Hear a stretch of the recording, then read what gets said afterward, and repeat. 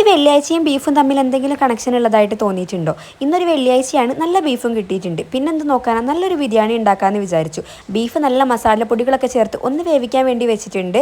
സാധനങ്ങളൊക്കെ ആണെങ്കിൽ ഇതേപോലെ ഒന്ന് അരിഞ്ഞ് പെറുക്കി വെച്ചിട്ടുണ്ട്. ഞാൻ എപ്പോഴും ബിരിയാണി ഉണ്ടാക്കുമ്പോൾ ഉള്ളി സാധാ ചേർക്കുന്നതിന് പകരം പകുതി ഇതേപോലെ ഒന്ന് പൊരിച്ചിട്ടാണ് ചേർക്കുക. അത് സാധാ മസാലയെക്കാളും എപ്പോഴും നല്ല ടേസ്റ്റ് ആയിട്ട് എനിക്ക് തോന്നാറുണ്ട്.